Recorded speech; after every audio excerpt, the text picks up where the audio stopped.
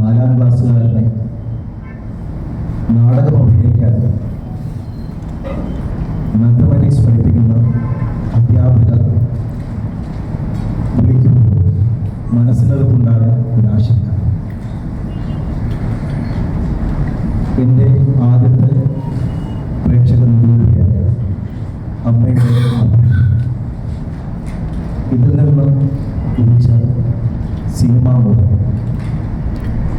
ഇതുവരെ നിൽക്കുന്ന സിനിമാ ലോകത്തിൻ്റെ അടുത്തേക്ക് എത്തി നിൽക്കുകയാണ് പഴുതെന്ന മൂവി സംവിധാനം ചെയ്ത് ഒരു ഇൻവെസ്റ്റിഗേഷനുള്ള മൂവിയുമായി ഞാൻ നിങ്ങളുടെ മുന്നിലേക്ക് എത്തുകയാണ്. ഞാൻ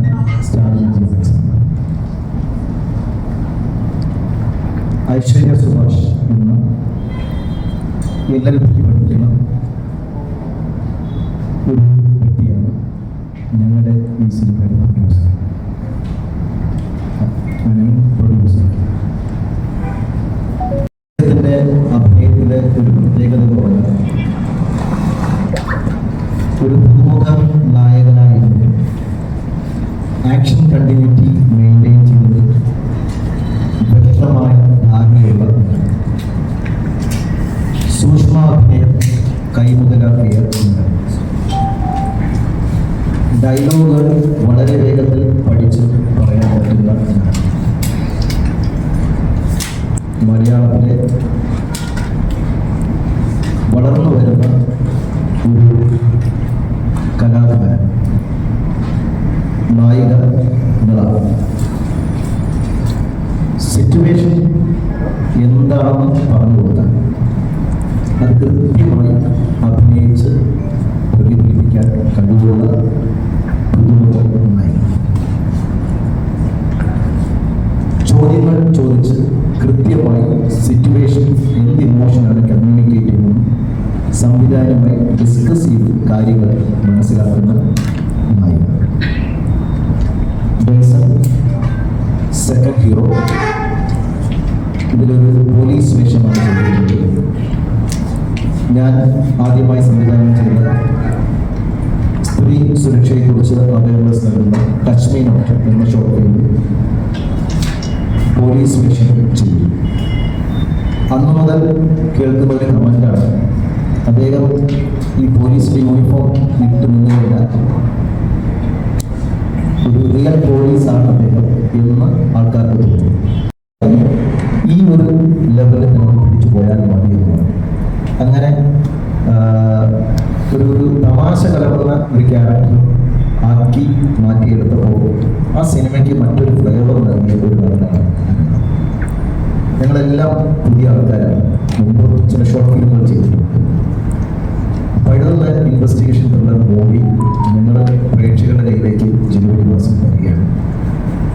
നിങ്ങളുടെ വിലയേറിയ സപ്പോർട്ടും അനുഗ്രഹവും ഞങ്ങൾക്ക് എല്ലാവർക്കും ഉണ്ടാക്കണം.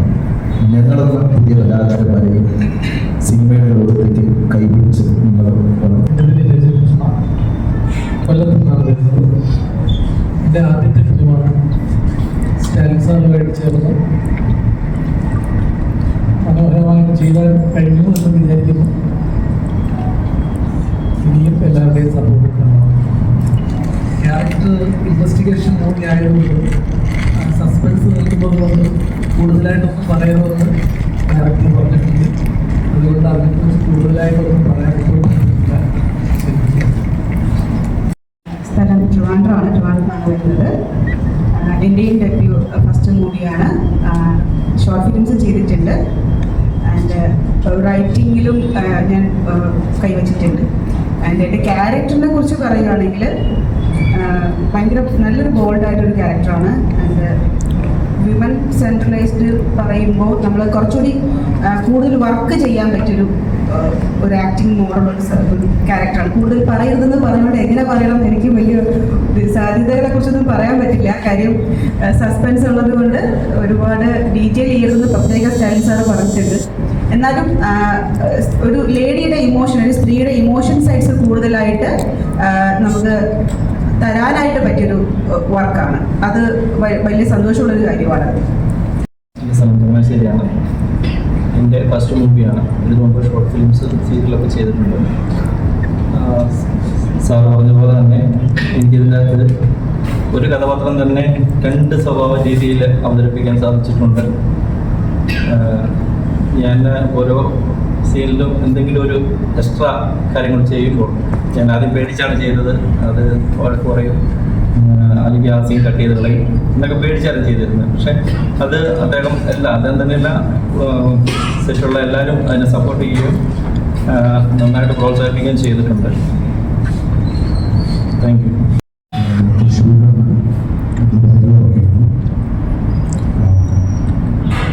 ഷോർട്ട് ഫിലിമുകളൊക്കെ ചെയ്തിട്ടുണ്ട്. അതിനുശേഷം എല്ലാവരും പറഞ്ഞ ആദ്യത്തെ മൂവിയാണ്. ഇതിലൊരു പോലീസ് ഓഫീസറായിട്ടാണ് ഞാൻ കഥാപാത്രത്തെ കൈകാര്യം ചെയ്യുന്നത്. അപ്പോൾ എല്ലാം നന്നായി വരുന്നത് പ്രതീക്ഷിക്കുന്നു. Thank you.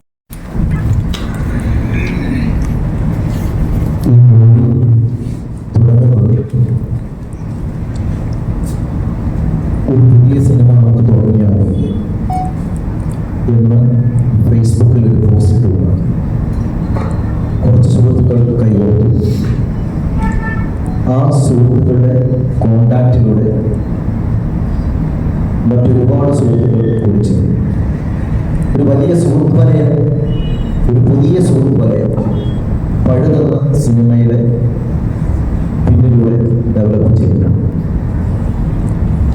ആ സുഹൃത്ത് വലയത്തിൻ്റെ ശക്തിയാണ് ഈ സിനിമ ഇന്ന് ഈ ജനുവരി മാസം റിലീസിലോട്ട് എത്തിയിട്ടുണ്ട്. ട്രിവാൻഡ്രം മുതൽ കാസർഗോഡ് വരെയുള്ള സുഹൃത്തുക്കൾ ഈ സിനിമയുടെ മുന്നിലും പിന്നിലുമായി പ്രവർത്തിച്ചു.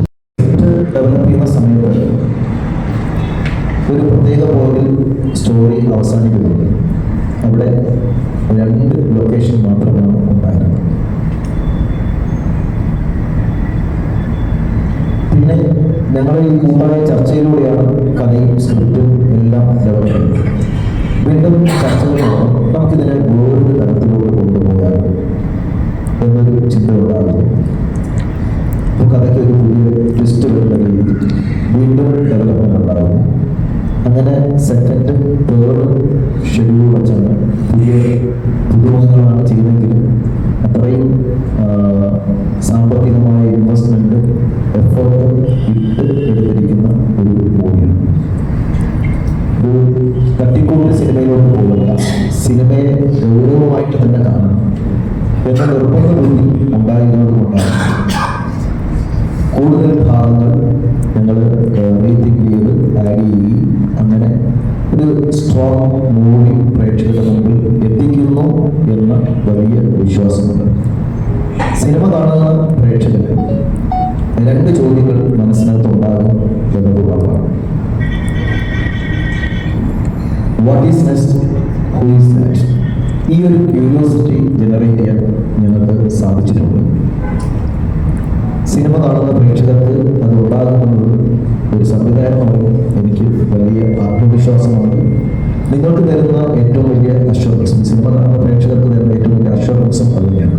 നിങ്ങളെ ലാഗില്ലാതെ പിടിച്ചിരിക്കാൻ ഈ മൂവിക്ക് സാധിക്കും.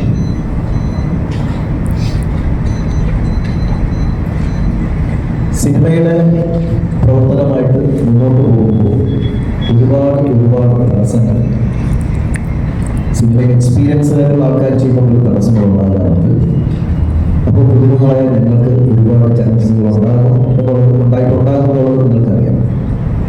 ഈ ചലഞ്ചസുകൾ ഉണ്ടാകുമ്പോൾ ഇത് ഫിനിഷ് ചെയ്ത് പുറത്തിറക്കണം, പ്രേക്ഷകർ എത്തിക്കണം എന്ന ഒരു നിർബന്ധം എല്ലാവർക്കും ഉണ്ടായിരുന്നു. അത് ഏറ്റവും കൂടുതൽ ഉണ്ടായിരുന്നത് എൻ്റെ വളരെ പറഞ്ഞിരിക്കുന്ന നമ്മുടെ ഹീറോ രജൻ കൃഷ്ണയാണ്. എനിക്ക് അദ്ദേഹം രജൻ ഭായിയാണ്. ഈ സിനിമയിലാണ് ഇതിലൂടെ രജൻ കൃഷ്ണയെ പരിചയപ്പെടുന്നത്. ഞാൻ അദ്ദേഹത്തെ രജൻ ഭായി എന്ന് വിളിക്കും. അദ്ദേഹം രജൻ സ്റ്റാലിൻ ചേട്ടാണ്. അദ്ദേഹത്തിന് അത്ര പ്രായവും എനിക്കില്ല. ഞാൻ ചേട്ടാണ് വിളിക്കുന്നത്. ചുമ്മാ പ്രായം കുറവാണ്. അങ്ങനെ രജൻ ഭായിയായിട്ടുള്ള ഒരു സൗഹൃദം മുന്നോട്ട് പോകുമ്പോൾ